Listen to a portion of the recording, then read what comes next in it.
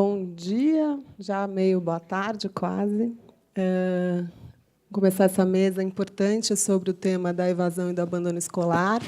Agradecer ao Instituto Unibanco pelo convite para mediar. Esse é um tema da maior relevância. Os últimos dados que o INEP soltou é que, em 2014 e 2015, a gente volta a ter, depois de desde 2007, uma melhoria nos índices de evasão, a gente volta a ter uma piora importante, com ênfase no ensino médio e no nono ano. Então, acho que é da maior relevância essa discussão hoje e muito importante a gente compreender esse fenômeno para poder intervir. Vou começar chamando Olavo Nogueira Filho, do Todos pela Educação, para fazer sua fala. São 20 minutos. Tá bom? Vou fazer em pé, porque tem um material aqui, eu acho que eu vou ter que apontar, e fica melhor. Obrigado, professor. Obrigado, Natasha, professor Ricardo. Uma honra aqui estar nesse painel dupla com você. Bom, antes de começar, Ricardo, obrigado pela oportunidade, ao Todos pela Educação. Eu estou aqui representando a Priscila Cruz, que é a presidente executiva do movimento. Meu nome é Olavo Nogueira Filho, sou gerente-geral do movimento Todos pela Educação. E, para aqueles que não conhecem o Todos pela Educação, nós somos uma organização da sociedade civil, composta por pessoas de diferentes segmentos do debate, organização sem fins lucrativos, suprapartidária, 100% financiada por recursos privados, e que foi criada em 2006, com o objetivo de gerar uma maior conscientização junto à sociedade brasileira sobre a importância da educação e um segundo objetivo de contribuir para a melhoria da qualidade das políticas públicas em educação. Então, a gente atua tanto na demanda quanto na oferta. Nessa segunda vertente do trabalho, de melhoria da qualidade da política pública em educação, uma das formas de atuação do Todos pela Educação está na produção e disseminação de conhecimentos relevantes para os debates educacionais. E é exatamente nesse enquadramento que essa pesquisa, Repensar o Ensino Médio, ela se encaixa. Pesquisa que só pôde acontecer, e aqui aproveito já para fazer o agradecimento ao Itaú BBA e ao BID, que foram nossos parceiros viabilizadores dessa pesquisa. Bom, vamos lá, aqui. Então, sobre a pesquisa. Primeiro, vou tentar ficar por aqui, depois eu vou para lá, para não ficar muito distante. Uma ressalva é que essa pesquisa ela não foi encomendada a partir da reforma curricular do ensino médio, ainda que o campo dessa pesquisa, eu vou explicar um pouco mais a respeito desse campo, tenha ocorrido alguns meses depois da introdução da medida provisória no ano passado. Toda a organização da pesquisa e a construção do questionário, dos grupos focais que inspiraram a formatação da pesquisa, ocorreu antes dessa introdução da medida provisória. Então, ela não foi construída à luz do que a lei efetivamente colocou. No entanto, ao observarmos os dois objetivos que foram delineados para essa pesquisa, fica claro que os seus resultados ou os seus indicativos certamente podem contribuir para esse debate e esse é o motivo pelo qual a gente está aqui hoje apresentando alguns desses resultados. Os dois objetivos: entender melhor o que pensam os jovens brasileiros de 15 a 19 anos sobre algumas das questões relacionadas ao ensino médio. Eu faço aqui essa ressalva, a palavra algumas, como qualquer pesquisa quantitativa, é preciso fazer recortes, e aqui foram feitos alguns recortes para a gente tentar captar algumas questões que, no nosso modo de ver, mereceriam destaque, e um segundo objetivo de fornecer novos subsídios para melhor qualificar o debate sobre o ensino médio, complementando pesquisas de opinião, percepção já realizadas nessa temática. Por exemplo, houve uma pesquisa recente do Inspirare, que tem atuado como parceiro nosso nessa frente, junto com o Instituto Unibanco também, sobre o que pensam os jovens. Foi uma pesquisa concentrada aqui em São Paulo, mas essa pesquisa ela vem, então, como um complemento a essa e outras já realizadas. Destaco aqui também o termo pesquisa de opinião-percepção. O professor Ricardo, talvez ninguém saiba como discorrer a respeito disso, os resultados da pesquisa, ou qualquer pesquisa de opinião e de percepção, devem ser entendidos com algumas limitações, né? Não são mensagens conclusivas, são, na melhor das hipóteses, alguns indicativos, alguns caminhos que a opinião ou a percepção de uma população pesquisada, nesse caso, jovens brasileiros de 15 a 19 anos, entendem a respeito de alguma temática. Então, são alguns bons cheiros que eu acho que essa pesquisa pode trazer para contribuir para o debate. Vamos lá, então, a pesquisa. Como eu disse, pesquisa quantitativa com abrangência e representatividade nacional, então, uma amostra de pouco mais de 1.550 entrevistados, que representam, estatisticamente, uma população de 17 milhões de jovens de 15 a 19 anos. Ela foi realizada em novembro e dezembro do ano passado, e, como disse, foi um questionário construído a partir de alguns grupos focais com os jovens dessa idade. A minha fala vai ser organizada em 3 grandes blocos, e, ao final, inclusive, vou dar o caminho para a pesquisa completa, que está no site do Todos pela Educação. Só não trouxe agora, porque senão vocês iam entrar e não iam prestar atenção no que está aqui. Mas eu trago depois o caminho para a pesquisa completa, que tem são 100 lâminas, tem muitos dados que estão regionalizados na pesquisa. Aqui eu vou trazer alguns recortes, é claro, tentando fazer um diálogo, principalmente com o que foi discutido ontem, no primeiro dia do encontro, e também vou tentar e ousar fazer algumas relações com o filme, o Nunca Me Sonharam, que, na verdade, traz um retrato muito mais preciso, se assim posso dizer, e muito mais concreto e carregado de sentimentos, muito melhor do que uma pesquisa fria e dados frios podem fazer. Então, vou tentar fazer esse diálogo para tornar a pesquisa um pouco mais interessante a partir do que o próprio filme e a própria fala dos alunos no painel de ontem também elucidou. Então, vamos lá. Percepções sobre o ensino médio é o primeiro bloco, um segundo bloco sobre o professor e a prática pedagógica, e um terceiro, a visão do jovem sobre si mesmo e a respeito da sua participação no dia a dia da escola.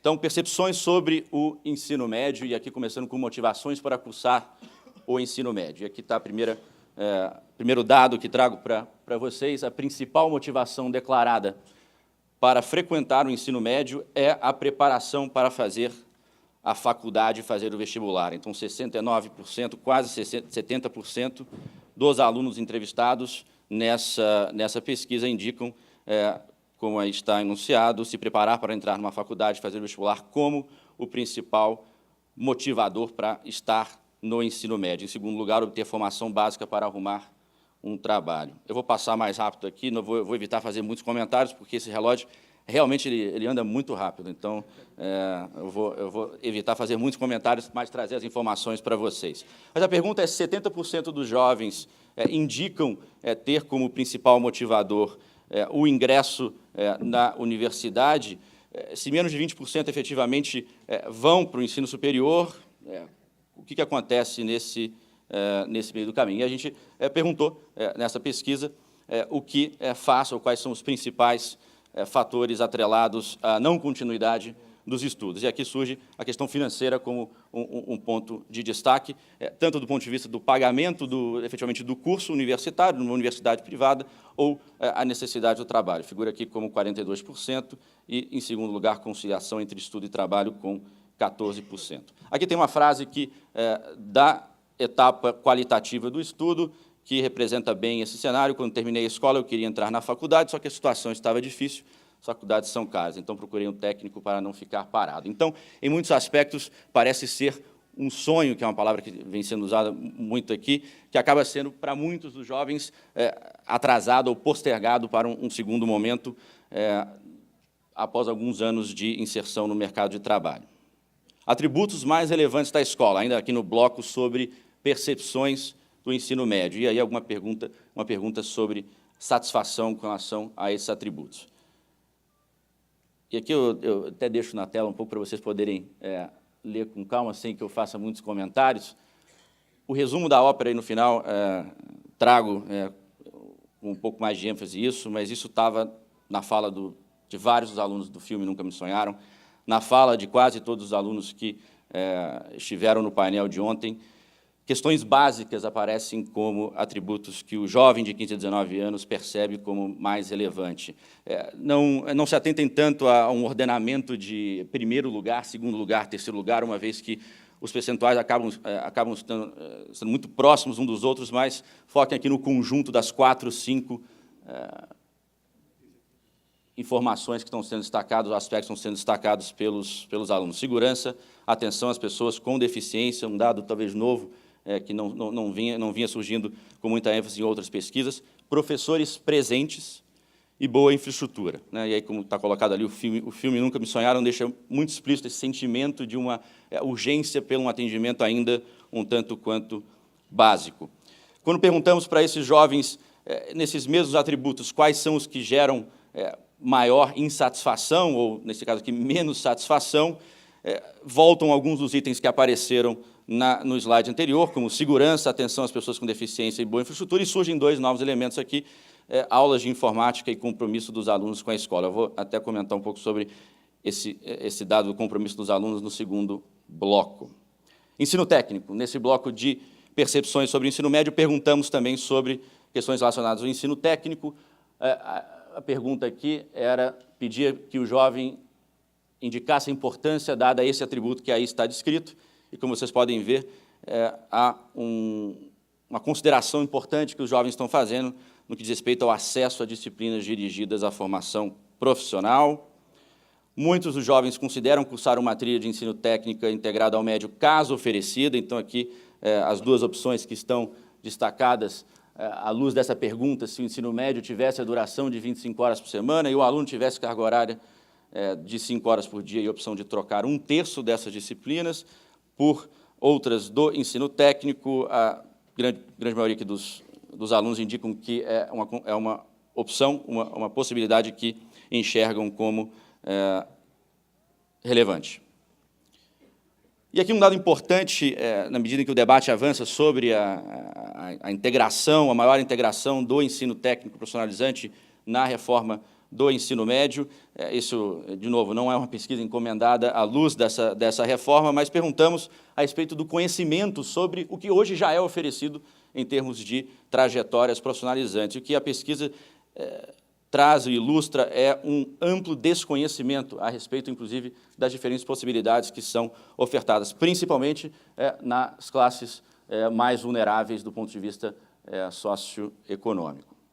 Partindo para o segundo bloco, já estamos aqui com 8 minutos de tempo, sobre o professor e a prática pedagógica. A fala que o secretário Haroldo fez ao fechar o último painel, acho que apresenta um importante pano de fundo para a gente trazer essa questão e ter incluído esse bloco na pesquisa. Não preciso me alongar muito aqui, a literatura, com bastante clareza, já indica hoje a centralidade e importância do professor no que diz respeito à mudança nos resultados que hoje temos em todo o país. Mas vamos lá. Atributos mais valorizados no professor conforme jovens de 15 a 19 anos em todo o Brasil.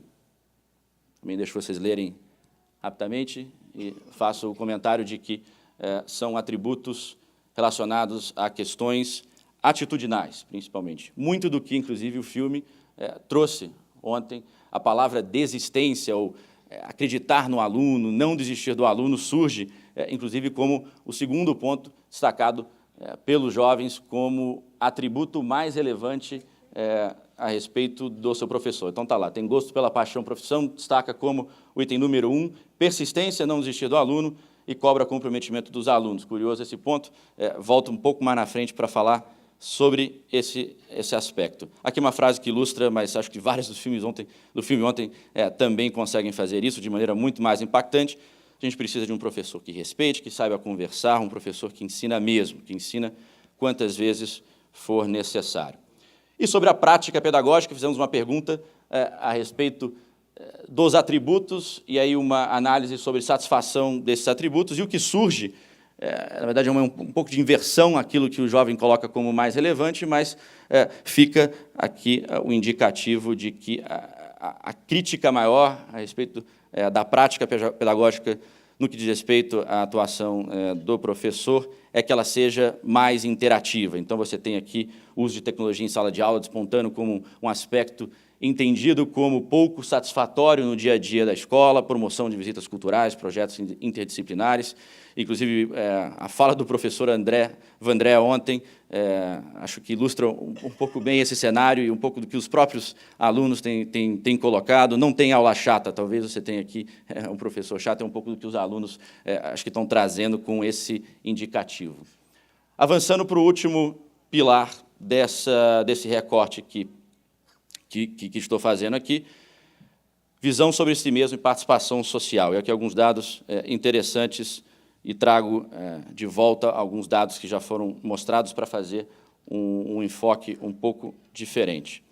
Aqui está a pergunta sobre atributos menos satisfatórios na visão dos alunos a respeito do ensino médio. E aquele ponto que está destacado ali, o comprometimento dos alunos, surge como um elemento com um alto índice de indicação. A gente vai um pouco mais adiante, aquele dado que eu também mostrei, os 3 atributos mais valorizados pelo aluno em seu professor, surge aqui, novamente, a questão do cobrar comprometimento dos alunos. Então, em muitos aspectos, reflete o que uma das várias mensagens que o filme Nunca Me Sonharam traz, que é o jovem não se colocando numa posição de vítima, né? É o jovem se colocando, sim, como um ator que quer participar, a gente vai ver um pouco mais na frente esse dado, mas um jovem que reconhece que o seu comprometimento, que o esforço individual, o comprometimento individual do aluno é, sim, tarefa importante. Se não me engano, foi a Tayane ontem que fez uma fala, a escola é feita de professores, diretores, profissionais da educação e alunos. A gente também faz parte desse processo, e ela até chegou a dizer, longe de mim de querer colocar a conta toda nos professores e nos diretores. Então, acho que essa visão ela acaba sendo representada nesse gráfico e nessa informação. E aí, sobre o participar, muitos falou ontem, o filme toca muito nessa questão do aluno ser ouvido, do aluno ser partícipe do processo de construção da sua experiência escolar. E aqui uma pergunta que destaco a respeito dessa questão. 43% dos jovens declaram ter tido algum engajamento em movimentos sociais no último ano, principalmente aqui o dado que se destaca em manifestação pública, passeata e protesto. A pergunta que fica é, esse número é um número alto ou não, né? E aí a gente, infelizmente, não tem, salvo engano, uma métrica de comparação, se há 20 anos atrás esse número era diferente. De qualquer forma, o que a gente conversou com algumas pessoas que são especialistas nesse assunto é que é um indicativo de que há, sim, alguma movimentação, ainda que seja um pouco menos da metade, mas uma movimentação diferente, talvez, do que em outros anos acontecia.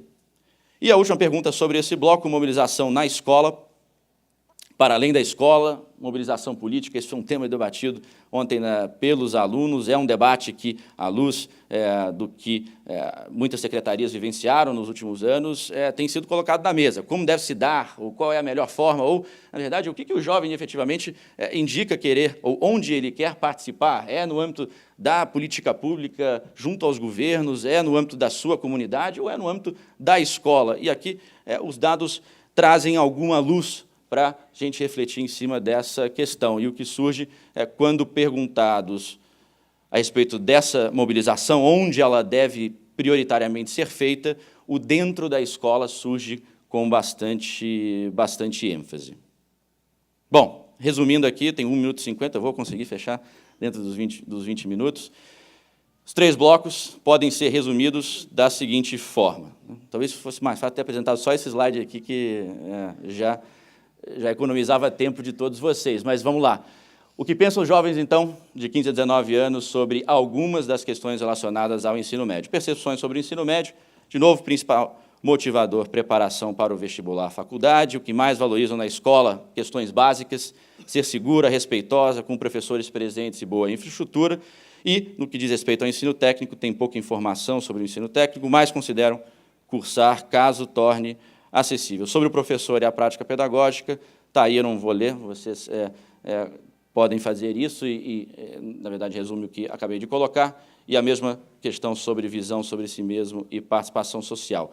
Uma outra forma de representar esse resumo de maneira ainda mais sucinta, e aqui eu pedi licença para o Ricardo para usar uma frase do filme Nunca Me Sonharam, que inclusive é uma frase dele, eu confirmei, não aparecia o rosto do Ricardo, mas pela fala deu para perceber que era o Ricardo, ele me confirmou que é. Uma outra forma de enxergar esse resumo talvez seja por aqui.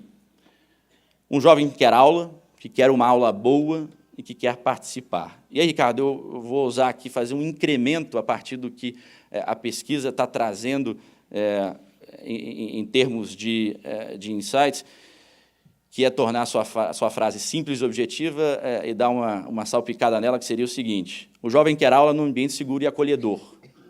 Ele quer uma aula boa com um professor que acredite no seu potencial e quer participar, principalmente no âmbito da sua escola. Esse me parece, de maneira bastante simples e objetiva, um resumo do que, de novo, o filme tenta trazer e o que me parece que a pesquisa consegue, de alguma forma, de maneira tímida, complementar para tentarmos termos um olhar um pouco mais preciso a respeito do que essas juventudes, no plural, pensam a respeito do ensino médio.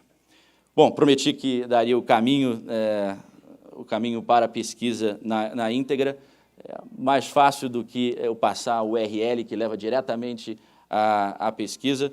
Eu indico aqui o site do Todos pela Educação, www.todospelaeducação.org.br, e no campo Buscar, que está no canto superior direito, é só digitar Pesquisa Ensino Médio, que é o primeiro item que vai aparecer na nossa biblioteca. Então, está lá tudo aberto para vocês poderem utilizar esse material e disseminar da forma como bem entenderem. É isso, Natasha. Obrigado. Obrigada, Olavo. Passo já a palavra para Ricardo Paes de Barros, de Tertão-Sena e INSPER.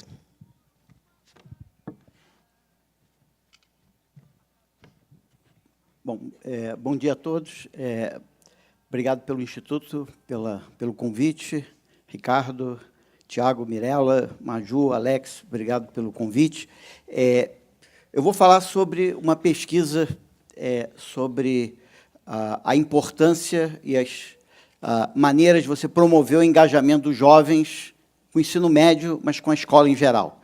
Tá? Esse é um trabalho conjunto do Instituto Unibanco com a Fundação Brava e o Instituto Ayrton Senna, e ele trata fundamentalmente de dimensionar o problema do desengajamento dos jovens com a educação e com a escola, busca identificar quais são as causas dessa falta de engajamento e mostra quais são as soluções para promover um maior engajamento e quanto que isso vai custar e que metas razoáveis seriam possíveis de ser estabelecidas para a próxima década. Eu vou concentrar aqui em duas coisas básicas, vou tentar gastar 10 minutos com cada uma tentar mostrar um pouco para vocês a magnitude gigantesca desse problema. E, em segundo lugar, tentar mostrar um pouco o que a gente sabe e como que a gente organizou as causas por trás dessa falta de engajamento. Bom, então, a magnitude do problema pode talvez ser visto nesse gráfico, porque, como vocês sabem, a nossa Constituição, o artigo 208, ele vai dizer que é o dever do Estado e a educação básica ela é obrigatória para todos os jovens de 4 a 17 anos. Né? Então, todo mundo de 15 a 17 anos deveria estar na escola, de acordo com a Constituição, e, de acordo com o Plano Nacional de Educação, até o ano passado, todos os jovens já deviam estar na escola. E, por esse gráfico aqui, fica claro que eu só tenho 78% dos jovens na escola e que esse número está mais ou menos estagnado ao longo dos últimos 15 anos. Ou seja, eu tenho mais ou menos 12%, tenho mais ou menos 22% dos jovens de 15 a 17 anos fora da escola ao longo, e mais ou menos constante ao longo dos últimos 15 anos. Isso é mais do que 2 milhões de jovens fora da escola. O custo só de perda salarial para esses jovens é de mais ou menos 30 bilhões de reais por ano. Ou seja, se eu somar quanto que cada jovem desse que está fora da escola está perdendo por estar fora da escola naquele ano, isso vai custar para o país, só em termos de custo privado, para eles mesmos, fora os custos sociais disso, custa mais ou menos mais de 30 bilhões, que é mais da metade, ou um pouco perto da metade do orçamento do ensino médio brasileiro agregado total. Então, dá uma ideia de que essa é uma questão muito importante. É claro que a cobertura do ensino médio cresceu um pouco, você reduziu a defasagem em seriedade, esses jovens, a quantidade de jovens na escola é mais ou menos constante, mas, obviamente, tem uma troca de jovens que estavam no Fundamental 2 para jovens que estavam no ensino médio, tem algum progresso aqui, mas eu continuo com 22% fora da escola. A questão é, em que medida isso é um problema universal ou em que medida isso é um problema nacional. Então, eu queria mostrar para vocês que o Brasil, com mais ou menos 22% dos jovens fora da escola, ele está na posição 37. Ou seja, se a gente fosse dar nota de 0 a 10 para os países no mundo, só tem, ou seja, 37% dos países do mundo tem uma proporção de jovens maior fora da escola do que o Brasil. 63%, 63% tem uma proporção de jovens fora da escola menor do que a do Brasil. Ou seja, se eu tivesse que dar uma nota para o Brasil na garantia do direito ao acesso à educação, a gente ia dar um 3,7 para o Brasil. O mais preocupante disso não é a situação hoje do Brasil. O mais preocupante disso é a evolução do Brasil. Se você pegar aqui, não o nível, mas quanto que você melhorou nos últimos 10 anos, lembra, o Brasil tem 37% dos países que tem mais gente fora da escola do que no Brasil. Tá certo? Ou seja, nós estamos do pior para o melhor, nós estamos na 37ª posição, assumindo que o mundo tem 100 países. Mas, se eu olhar em termos de evolução, o Brasil está aqui com uma evolução praticamente nula, que é mais ou menos aquele gráfico que eu mostrei para vocês. Uma evolução muito pequena. Isso quer dizer o seguinte, 75% dos países do mundo têm evoluído mais rapidamente do que o Brasil. Ou seja, não só o Brasil tem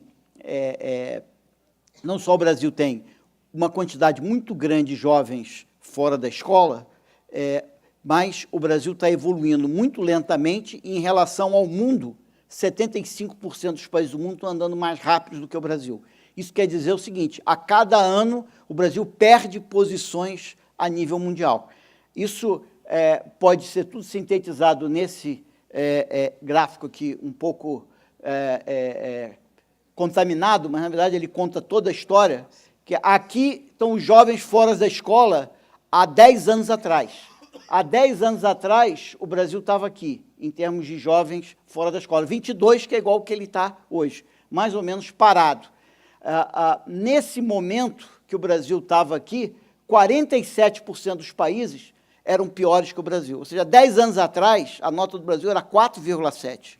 Só tem que a gente andou tão devagar e os outros ultrapassaram a gente, de tal maneira que hoje é 3,7. E aqui é a situação do progresso nos últimos 10 anos. Ou seja, aqui a situação 10 anos atrás, aqui o progresso. O Brasil está nessa posição aqui, de tal maneira que piores que o Brasil só tem 25%, que anda mais lentamente que o Brasil são esses países aqui, Jamaica, Malásia, Lesoto, Lituânia, esses estão andando mais devagar que o Brasil. Todos os outros estão andando mais rápido que o Brasil. Ou seja, o Brasil tirou nota 4,7 10 anos atrás, 2,5 na melhora, chegando hoje numa nota de 3,7. Tá? Todos esses países que estão aqui, nessa caixa, são países que começaram na frente do Brasil e estão andando muito mais rápido que o Brasil, ou seja, nós nunca vamos chegar neles. Tá? Ou seja, a gente nunca vai chegar na Coreia, na Argentina, na Dinamarca, na Finlândia, na França, na Nova Zelândia, na Espanha, Grécia, Croácia, Portugal, etc. Esses países partiram 10 anos atrás com menos gente fora da escola e o progresso deles tem sido muito mais rápido. O fato dessa bolinha do Brasil estar abaixo dessa linha quer dizer que o Brasil está caminhando muito mais rápido que deveria se esperar de um país que tem a quantidade de gente fora da escola que o Brasil tem.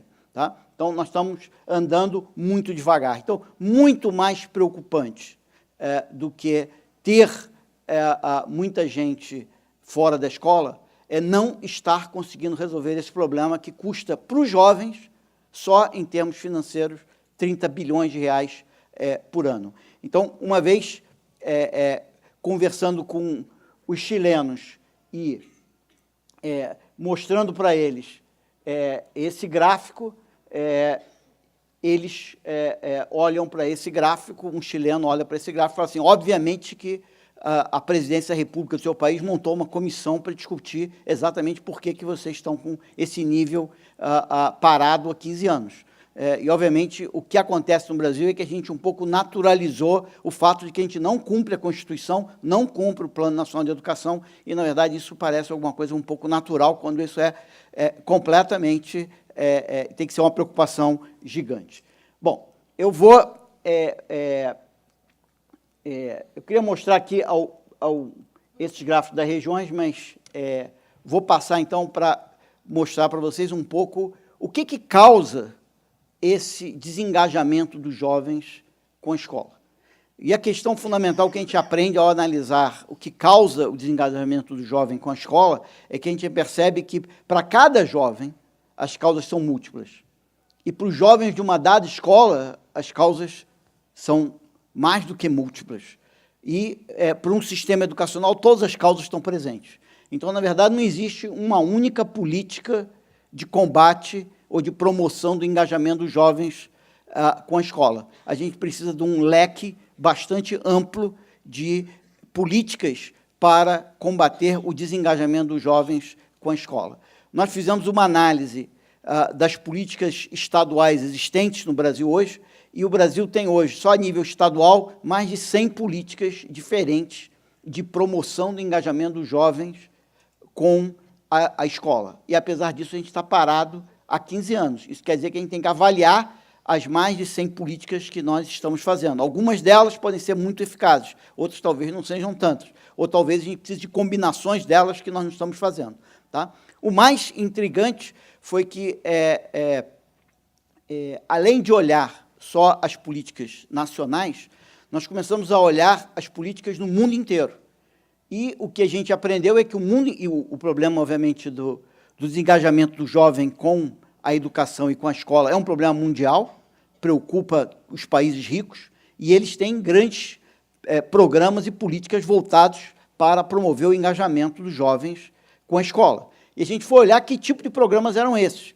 E, para nossa relativa surpresa, todos os programas que nós vimos no mundo existem em algum estado brasileiro atualmente. Ou seja, se a gente pegar o leque completo das políticas que os estados brasileiros já fazem hoje, eles mais ou menos cobrem todas as políticas que você possa imaginar que possam ser feitas para promover o engajamento do jovem com a escola. E, portanto, a questão fundamental é como que a gente faz com que essas políticas sejam realmente eficazes e como que a gente descobre quais são mais importantes e qual combinação delas é mais importante. Esse que eu acho que é o nosso grande desafio. A gente não está precisando tanto inventar políticas novas, a gente precisa saber quais funcionam e em que combinação. Bom, para organizar essa discussão sobre as soluções para o engajamento, a gente organizou esse diagrama, onde a gente tem 14 tipos de razões que podem levar um jovem a não estar frequentando a escola. E essas razões, elas estão organizadas basicamente em 3 grandes grupos. Um grupo é aquele em que o jovem não chegou nem na porta da escola ainda. Tá certo? Então, você tem um problema de trazer o jovem até a escola. O outro são políticas e razões que estão relacionadas ao jovem estar na escola, estar descontente com a escola. Ou seja, ele chegou na escola, ele teve acesso à escola e ele abandonou a escola, por razões que estão ligadas ao tipo de escola que a gente está oferecendo para aquele jovem. Ou seja, no segundo grupo, o que importa é mudar a escola. E o terceiro grupo é aquele onde o jovem sai da escola por razões que não são muito claramente justificáveis ou muito claramente algo que ele não vá se arrepender mais tarde. Tá certo? Então, tem mais a ver com o julgamento, às vezes, mal informado do jovem. Então, essas são as 3 causas, eu vou tentar, no tempo que eu tenho aqui, passar sobre elas de uma maneira mais superficial. Se vocês quiserem olhar isso com mais profundidade, a gente tem esse relatório que trata de todas essas questões em detalhe. Bom, das causas mais externas, a primeira coisa que você vai ver, essas aqui são as causas antes do jovem chegar na escola. Então, a primeira coisa, ele tem que ter acesso à escola. Né? Ele precisa ter uma vaga na escola. Como é que se resolve isso? Ou você racionaliza a oferta, reestrutura o sistema, ou você constrói escola, ou você tem um sistema de transporte escolar, ou você faz educação à distância. Tá certo? Então, se você estiver no Amazonas, provavelmente você vai fazer, ou no Acre, você vai ter que ter educação à distância, dependendo da onde você estiver, você pode ter que construir escolas em certos bairros novos de certas cidades, ou você vai racionalizar a sua oferta. Ou seja, a primeira coisa todo jovem precisa ter uma vaga em alguma escola ou ser atendido à distância. A segunda questão é que muitos jovens podem estar doentes e não podem ir até a escola tem que ir até ele, eles podem estar em casa, eles podem estar no hospital, então eu preciso de classes hospitalares, eu preciso de professores que visitem as famílias e eu tenho que promover a inclusão, ou seja, eu tenho vários jovens que têm necessidades especiais, eu posso tanto ter que equipar melhor a escola para poder atender esse jovem, como posso ter que organizar o acesso público na cidade, de tal maneira que esse jovem possa ir até a escola. E, além disso, eu preciso de um programa, que é o BPC Escola, que vai ter a ver com eu identificar os jovens que têm necessidades especiais, que não estão na escola, para eu encorajá-los que eles vão à escola. Ou seja, eu tenho jovens com necessidades especiais que precisam ser levados à escola. O terceiro grupo é gravidez e maternidade na adolescência. Né? Você pode ter meninas grávidas ou mães adolescentes que podem ter dificuldade de frequentar a escola. E você pode ter programas que trabalham nisso com a prevenção, você pode trabalhar com o acolhimento das grávidas e das mães adolescentes dentro do sistema, e você pode ter programas de trazer mães adolescentes que já estão fora da escola, como é que você traz elas de volta para a escola. A outra coisa, você tem, outra razão é o mercado de trabalho. E você vai se relacionar com o mercado de trabalho de 2 maneiras. Uma maneira de se relacionar com o mercado de trabalho é colocar o mercado de trabalho, você trabalhar com condicionalidades, ou seja, você pode trabalhar, que é a lei do aprendiz, desde que você continue na escola. Tá certo? A outra coisa é, se você não conseguir trazer o jovem via as condicionalidades, você pode trazer o jovem via a flexibilidade dos horários, a flexibilidade do momento no ano letivo em que as aulas ocorrem, tipo uma pedagogia da alternância que você tem muito na região norte, tá certo? Em que você tem aulas em certos períodos você para de ter as suas aulas em regime de alternância. Bom, a outra explicação, você pode ter atividades ilegais. Você percebe que tanto a gravidez, quanto o trabalho, quanto as atividades ilegais, são usos alternativos do tempo. A educação tem que entender que ela está competindo pelo tempo do jovem, ela está competindo pela atenção do jovem. Logo, ela tem que conversar com essas outras alternativas e, se ela quer ganhar o engajamento, ela tem que ser mais atraente do que essas alternativas. Então, você tem que, em termos das atividades ilegais, você tem que a evitar essas atividades ou tentar combater essas atividades, uma vez que elas existam. Violência, quer dizer, um jovem que estiver envolvido com violência, ele vai ter menor condições de estar frequentando a escola. Essa violência pode estar acontecendo dentro da escola, pode estar acontecendo no entorno da escola, pode estar acontecendo no próprio ambiente familiar, e a maneira de lidar com tudo isso, isso é um bom exemplo. Não tem política de engajamento do jovem com a escola que não seja uma política intersetorial, ou seja, várias dessas políticas, seja de mercado de trabalho, seja relacionadas às atividades ilegais, seja relacionada à violência, você vai ter que ter conexões com a assistência social, com os conselhos tutelares e com a saúde. Então, você precisa de uma política intersetorial, ou seja, a escola, para promover o engajamento, vai ter que estar conectada com os vários outros setores sociais. Evidentemente que a pobreza é uma causa fundamental da falta de engajamento. O jovem pode não ter condições de frequentar a escola, ele pode não ter condições, ele pode não ter roupa, ele pode não estar suficientemente bem alimentado, ele pode não ter recursos para o transporte e várias outras coisas. Então, você pode combater isso ou promover o engajamento dele, seja com transferências de renda, seja com base no acesso dele de certos bens, alguns consumos que são muito importantes para a educação, como todo o material cultural, toda a questão de roupa e alimentação. Tá? Então, as políticas voltadas para isso estariam nesse grupo. Bom, então, essas razões todas que eu falei são razões que são, em certo sentido, externas à escola. São razões que você tem que modificar de tal maneira que o aluno chegue à escola. Mas, muitas vezes, e a maior parte dos alunos, passaram pela escola.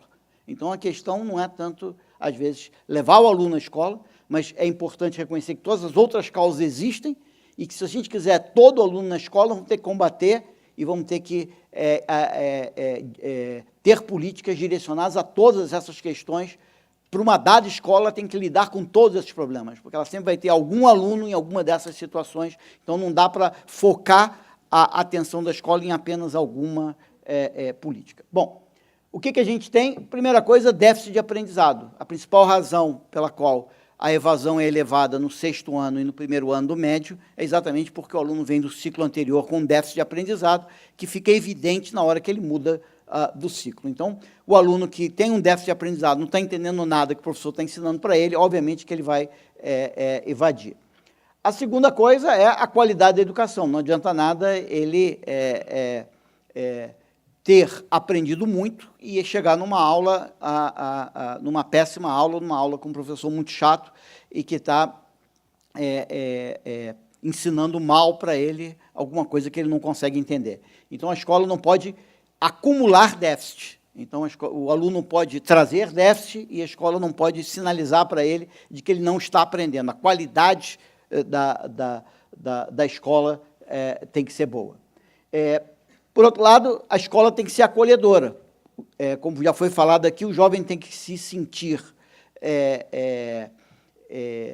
que a escola pertence a ele, ele tem que ter um sentimento de pertencimento à escola, ele tem que sentir que a escola acredita nele, ele tem que sentir que a escola dá voz a ele e que a escola está oferecendo uma série de oportunidades para ele se desenvolver. Então, e que na escola existem regras e normas que são relativamente justas e compreensíveis. Isso é uma escola que acolhe, isso é uma escola que o jovem sente a que ele pertence, e isso é o que vai garantir esse clima escolar, isso é o que vai garantir o engajamento do jovem com isso. Bom, além disso, eu preciso de flexibilidade. Se a escola tem um currículo único, fixo, que ninguém pode escolher nada, o jovem provavelmente não vai se identificar com essa escola. Ele precisa de um currículo flexível, horários flexíveis, eventualmente calendários flexíveis e etc. Quanto mais flexibilidade eu tiver na escola, melhor. E, por fim, a escola tem que ter significado.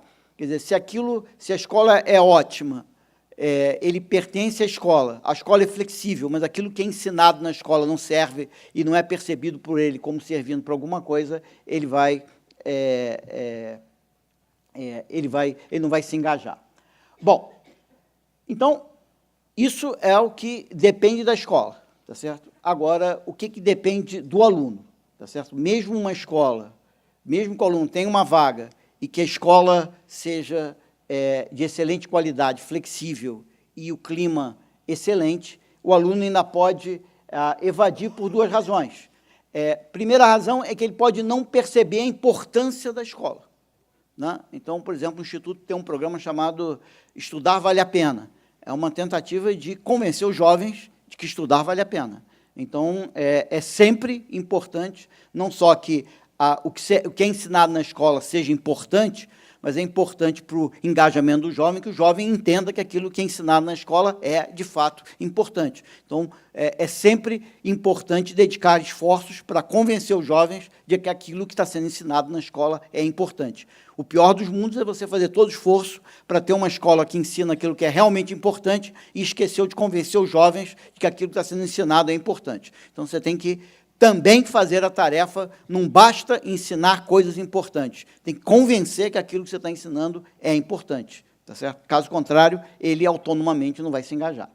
E, por fim, você tem a baixa resiliência emocional. Às vezes o jovem briga com o professor e sai da escola. Às vezes ele briga com o colega dele na sala e sai da escola. Ele briga com a namorada dele e ele abandona a escola, tá certo? Ou ele briga em casa e ele abandona a escola. Então, você precisa ter um sistema de aconselhamento, né, de mentoria em cada escola, de tal maneira que você possa evitar essas decisões um pouco intempestivas que podem levar a um desengajamento com consequências futuras para falta de aprendizado, e aí você vai gerar um déficit de aprendizado mais tarde e mais evasão. Então, com isso, eu estava querendo mostrar para vocês que a magnitude do problema é gigantesca, as causas as mais variadas. Nós já temos políticas para todas essas causas. Nesse relatório mostra, para cada causa dessa, pelo menos quase 10 políticas diferentes que estados diferentes do Brasil têm. A questão que nós precisamos agora é descobrir quais desses programas realmente funcionam e que combinações dele é a melhor combinação para resolver esse problema e garantir que o direito ao acesso à educação seja um direito para todos, como diz a Constituição e como planeja o Plano Nacional de Educação. Obrigado. Agradecer, PB, pela sua fala. A gente está com o tempo bem estourado, não vamos abrir para perguntas. Eu acho que o que eu gostaria só de destacar é que qualquer aproximação que a gente faça a esse fenômeno da evasão e do abandono, a gente vai descobrir que é um fenômeno multifatorial. Não há uma razão que possa explicar a questão, e, portanto, não há uma natureza de intervenção que vá poder endereçar. Há fatores intraescolares que precisam ser compreendidos. O Brasil é um país profundamente diverso e desigual. As identidades dos estudantes, as suas questões precisam ser consideradas quando se pensa o modelo escolar e se pensa a qualidade do que se oferece, mas há também os fatores extraescolares, que são da maior importância, que são complexos, exigem uma ação intersetorial, exigem uma ação que envolva o entendimento de que condições precisam ser criadas, condições materiais precisam ser criadas para que esses jovens e as suas famílias possam arcar com a sua permanência na escola, e também políticas para a juventude, né? E eu acho que o que seria importante a gente entender é fundamental compreender o perfil destes jovens em cada contexto. Muitas vezes a gente tem um dado mais geral ou um número ou análises mais gerais, mas cada contexto, em cada cidade, em cada estado, vai dizer de diferenças importantes nos perfis. E é muito importante que se parta desse reconhecimento de que juventudes são essas, que condições são essas em que esses jovens vivem, para que, de fato, se possa garantir estratégias intersetoriais integradas efetivas.